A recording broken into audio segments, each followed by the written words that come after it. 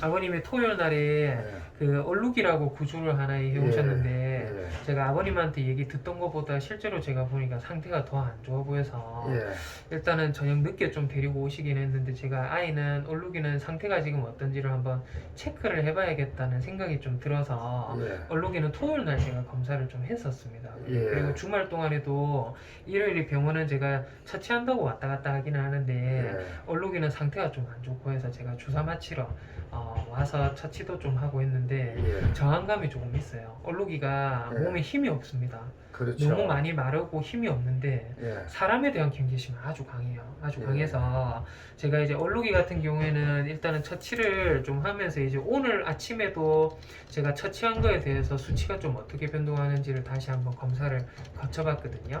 예. 일단은 얼룩이가 처음 구조가 됐을 때 당시부터 해서 아이가 너무 말랐어요. 몸무게가 2kg입니다, 아버님. 아. 처음 구조가 됐을 때 2kg고 지금 이제 이틀 동안 제가 처치를 하고 해서 몸무게가 2.2kg 정도로 몸이 예. 늘어져 있는데 그렇게 해도 몸이 되게 많이 마른 편이기는 해요. 예. 일단은 제가 초음파학적인 부분을 보고 하면 초음파학상에 일단 요게 장이거든요, 아버님. 예.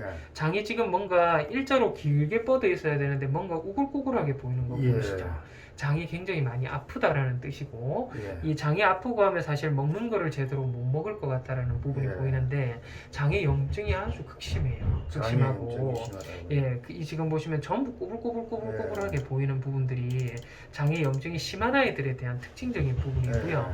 그 외적으로 제가 이제 혈액 검사라든지 이런 것들을 좀 거쳐봤는데 혈액 검사 결과가 너무 많이 말라 있어서 예. 저희가 이제 처음 검사를 11월 6일 당시에는 전반적인 혈액 검사에서 지금 보시면 만성적인 염증이 심하다.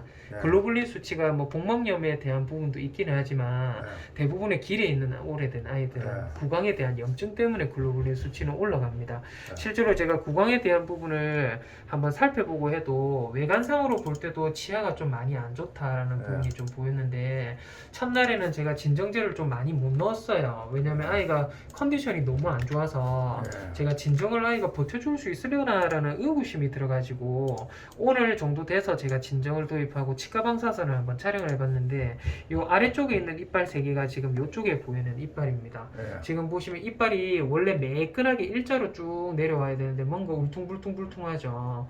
예. 여기도 지금 울퉁불퉁하고 네. 여기도 지금 보면 치아가 이렇게 동그랗게 예. 끊긴 듯이 보이고 뿌리도 이렇게 안쪽에 있고 지금 이런 것들이 상당히 안 좋아요. 그래서 치아들이 지금 보시면 이쪽도 안 좋고 잇몸도 다 내려앉았고 치아들이 이 부분뿐만 아니라 요 위쪽에 있는 어금니들도 마찬가지고 지금 상태가 안 좋고 반대쪽도 마찬가지입니다. 앞니빨은 뭐 거의 없다라고 보시면 되고요. 반대쪽도 잇몸에 대한 염증이나 이런 것들이 전발치가 필요할 정도의 수준으로 치아가 상당히 안 좋기는 하거든요. 같이 해야 됩니까? 예, 그래서 치아가 여기도 보시면 뭔가 울퉁불퉁불퉁하게 좀 보이고 요런 데도 지금 보면 조물 먹고 하는 부분들이 좀 보이고 하는데 아마도 이제 그 글로불린이라는 수치는 이제 높아지고 하는 것들이 치아에 대한 부분 때문에 저는 좀 높다라고 생각이 좀 들고요. 뭐 복막염이나 이런 것 때문에 높고 이런 건 아니고 그래서 실제로 이 글로불린이라는 게 만성적인 염증 때문에도 오를 수 있어서 예. 알부민 대 글로불린 비율이 0.4입니다. 사실은 이 정도 수준이고 하면 저희가 뭐 복막염에 대한 부분을 말씀드리는데 길에 있는 아이들은 사실 글로불린이 치아 때문에 많이 올라가요. 그래서 이거는 해당 사항이 없다라고 제가 좀 봐지고요. 나머지는 먹고 싶은데 여전히 못 먹고 있다. 오늘도 마찬가지입니다. 염증을 좀 줄어드는 처치를 했는데도 예. 먹고 싶은데 잘 못 먹고 있다라는 부분이 나타나고 있고요. 그 외적으로 첫날에 봤을 때 비유연하고 CRA라는 수치가 좀 올라가 있는데 예. 이게 뭐냐면 콩팥. 예. 콩팥에서 찌꺼기를 배설해줘야 되는 저희가 찌꺼기 물질인데 혈관 안에 찌꺼기 물질이 콩팥이 정상적으로 기능을 한다고 하면 오줌으로 다 빠져줘야 돼요. 예. 그래서 정상 수치가 나타나야 되는데 지금 보면 수치가 높잖아요. 예. 그러니까 콩팥이 기능을 제대로 못하고 있다라고 봐져요. 예. 그래서 콩팥이 기능을 못하는 거는 선천적일 수가 있고요.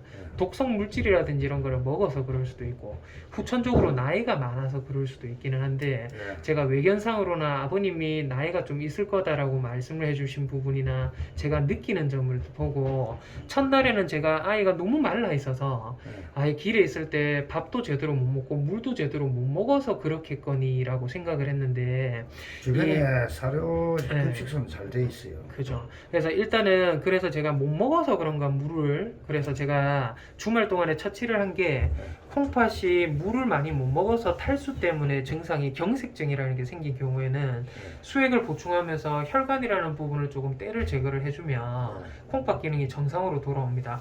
지금 몸무게가 2kg에서 2.2kg는 밥도 먹어서 그렇기는 하지만 밥 말고도 수분이 그만큼 보충이 됐어요. 보충이 됐는데도 불구하고 이틀이 경과되고 오늘 아침에 제가 수치를 다시 측정을 해보니까 이 비유엔하고 CR이라는 수치가 원래는 정상적인 범위로 떨어져야 돼요. 근데 지금 보시면 비유엔이라는 거는 47에서 35로 떨어졌는데 이 CR이라고 불리는 거 1.96에서 2.25로 수치가 오히려 올랐습니다. 독소가 빠져줘야 되는데 콩팥이 기능을 제대로 못하는 거는 그러면 못 먹어서 그렇거나 탈수가 심해서 그런 거는 아니라고 봐지고요. 실제로 이제 콩팥이 손상을 받은 정도에 대한 수치 검사가 저희가 정밀한 검사에서 SDMA라는 검사가 있는데 이게 콩팥이 진짜 비가역적으로 손상이 많이 된 나이가 들거나 뭔가 콩팥이 손상을 받아서 그렇게 되면 이게 수치가 정상 범위를 넘어서서 오르게 되는데 오늘 제가 수치가 안 떨어지길래 검사를 해보니까 19.4. 그러니까 콩팥이 나이 때문에 아마 노령화로 인해서 콩팥이 기능을 제대로 못하는 게 아닌가라는 생각이 들거든요. 그래서 이제 이런 부분이라든지 콩팥이 제대로 기능을 못하면 독소도 오줌으로 못 빠져져가지고 메스꺼움 때문에 아이들이 구역 반응이라든지 체중이 자꾸 먹기는 먹는데 자꾸 빠져버리는 어떤 그런 증상들이 드러나게 되고요. 두 번째로는 빈혈이 찾아오게 됩니다. 지금 빈혈에 대한 수치가 저희가 20 이하로 떨어지게 되면 조금은 경고. 이게 15 이하로 떨어지면 무조건 수혈을 해서 보충을 해줘야 될 만큼 좀 낮은 수치기는 한데 첫째 날, 둘째 날 제가 수치 검사를 하고 SDMA라고 해서 콩팥에 대한 수치 검사를 해봤더니 콩팥이 나쁜 아이들이 보면 만성적인 빈혈이 있어요. 그래서 아마도 이게 나이가 많고 해서 나이는 정확하게는 추정은 안 되긴 하는데 나이가 상당히 많아 보입니다. 몇 살 정도로? 제가 지금 외견상으로 봤을 때 처음에 외견상으로 봤을 때는 몸무게도 2kg밖에 안 되고 길에 있어서 좀 지저분해서 한 4-5살쯤 되지 않을까 첫날에 검사하기 전에는 그렇게 생각을 했었는데 검사를 하고 지금 진행이 되는 거를 봐보니까 적어도 12살, 13살 이상은 된 것 같아요. 12살, 13살. 예, 나이가 많은 것 같습니다. 나이가 상당히 많은 편이고 치아 문제도 그렇고 콩팥도 이렇게까지 망가진 아이들이 아버님이 이때까지 많은 아이를 구조를 했어도 이렇게까지 콩팥 수치라든지 만성적으로 저희가 빈혈이 있는 상태로 콩팥이 손상받은 아이들은 하나도 없었어요. 지금 제가 이 아이가 어린이 공원에서 온 애인데요. 어린이 공원에서 제가 의주중지하던 애가 지금 데리고 올 애가 둘이 돼 있거든요. 걔들은 아직 건강해 보여서 아직은 부족할. 근데 아이가 상태가 너무 안 좋아 보여요. 걔도 또 12, 13살 되거든요. 아, 그래요. 그래서 제가 짐작하기로는 12, 13살 정도 된다라고 봐지는데 검사를 거쳐보니까 실제로는 그것보다 더 많을 수 있을 것 같아요. 그래서 제가 좀 의아스러운 부분은 이런 것들은 사실 만성적인 빈혈이라든지 콩팥이 망가진 거는 사실 완전한 치료 같은 것들은 정상적인 콩팥을 가져다가 콩팥 이식 수술을 하는 거예요. 그러면 콩팥이 치료가 깨끗이 끝나는 건데 콩팥에 대한 만성적인 손상이 저희가 어떤 급성적으로 물질을 먹어서 그렇거나 뭔가를 하게 되면 교체를 하면 되기는 하는데 나이가 많이 들어서 콩팥이 기능이 떨어진 경우에는 사실은 사람들도 나이가 노령화가 진행되고 하면 수치가 완전 정상인 사람은 아무도 없거든요. 그래서 이거를 아마도 제가 생각했을 때는 좋아지게 만들어서 완치를 한다는 개념보다는 많이 안 좋거나 하게 되면 사실은 수액을 병원에 와서 맞는다거나 집에서 먹는 약을 좀 먹여준다거나 해서 콩팥 기능을 조금 보조해 줄 수 있는 사람으로 치면 얘네들은 혈액투석도 없기는 하거든요. 혈액투석 전 단계에 먹을 수 있는 신장 보조 개념으로 해서 콩팥을 관리를 해주는 게 최선일 것 같다는 부분이 첫 번째고요. 두 번째로는 체력이 지금 너무 약해요, 아버님. 그래서 체력을 조금 북돋아서 올려줘야 되는데 아이가 사실 체력이 오를 만큼 지금 컨디션이나 이런 게 상당히 좋아 보이지는 않습니다. 거기에다가 저희가 사람 손을 조금이라도 타면 좋은데 몸무게가 2kg밖에 안 되는데 경계심은 다른 아이들 배 이상으로 높아서 진짜 벌쩍벌쩍 뛰고 저희가 잡으려고 하면 막 부딪히고 이러거든요. 그래서 그러다가 또 쇼크 반응이 올까 싶어서 그렇게도 지금 못하고 있고 일단은 수액 맞으면서 제가 주사 처치하고 이런 것들은 지금 하고 있는 상태기는 하거든요. 그래서 만성적인 빈혈이 있어서 제가 철분제하고 만성적인 콩팥이 안 좋아서 빈혈이 오는 경우에 맞을 수 있는 저희가 일주일에 한 번씩 맞는 조혈 이 기능을 촉진해 줄 수 있는 혈액을 많이 생성해 줄 수 있는 특수한 주사도 있습니다. 일주일에 한 번씩 맞는 거. 그래서 그런 주사도 지금 마치고 관리를 하고 있고 구강에 대한 염증은 지금 보면 보시면 알겠지만 염증 수치가 상당히 높아요. 그래서 지금 사실은 이제 체력을 높여야 된다. 콩팥은 노령화가 많이 되고 나이가 상당히 많을 거다라는 부분인데 세 번째로 걸리는 부분은 뭐냐고 하면 아이가 지금 증상으로 보면 이빨도 다 뽑아야 돼요. 증상만 본다면요. 이빨도 다 뽑아야 되고 중성화 수술도 안 돼 있잖아요. 근데 블루하우스에 입식이 되려고 하면 다른 기타 아이들이 전부 같이 생활을 하고 있기 때문에 중성화 수술을 아이만 하지 않고서는 입식이 되고 하면 다른 아이들이 이 호르몬적인 변화 때문에 스트레스를 엄청 많이 받고 문제가 커질 거거든요. 그래서 이거는 사실은 전발치도 해야 되고 질병적인 측면으로 보면 전발치 이제 가정에 입식이 된다는 기준에서 블루하우스에 들어간다 보면 중성화가 이루어져야 되는데 문제는 이제 아이 체력이에요. 나이가 제가 12살, 13살 정도로 추정은 하지만 실제로는 그것보다 나이가 더 많은 경우가 있을 수 있거든요. 그럼 실제 한 보름 정도 입원해야 되니까 그 사이에 체력을 끌어올려서 그래서 제가 생각했을 때는 체력을 끌어올린다 하더라도 한계가 좀 있을 것 같아요. 그 콩팥도 이 정도로 망가질 정도로 만성적으로 진화가 된 어떤 노화 과정이라고 하면 실제로 마취를 잘 아이가 견뎌줄 수 있을까라는 부분에 대한 의문점도 좀 있기는 하고요. 그런 부분이 충분히 있습니다. 그래서 이게 사실은 이제 아이가 입식이 되고 블루하우스로 들어가고 하기 위해서는 중성화는 필요하다라고 저는 봐져요. 필요하다라고 봐지는데 이 치료를 하기 위한 개념에서 발치라는 부분은 나이가 너무 많아서요. 사실 이 발치라는 부분을 거치고 아이가 좀 잘 회복을 해줄까라는 부분에 대해서는 상당히 의문점이 있거든요. 그리고 이제 중성화를 하기 위해서 마취를 하는 것도 중성화 수술은 10분 정도면 끝나기는 하는데 그것도 또한 아이한테 부담이 되지는 않을 거예요. 정확한 나이를 발치 수술하면서 중성화도 동시에 같이 하면 안 됩니까? 그러니까요. 근데 이 발치라는 부분이나 중성화라는 부분이나 마취가 들어가야 돼서 마취를 아이가 잘 견뎌줄까? 두 번째로는 체력이 이렇게까지 약하고 만약에 할머니라고 한다면 아이가 할머니를 정상적으로 만들기 위해서 치료한다고 열심히 마취하고 이빨을 다 뽑아버리고 이런 과정들이 아이가 사실 견디기에는 어린아이들이면 제가 뭐 4~5살만 돼도 전발치를 하고 치료를 하고 저희 뭐 8월이부터 다른 아이들 다 했잖아요. 그렇게 하는데 아이는 조금 예외적인 부분이 있을 것 같아요.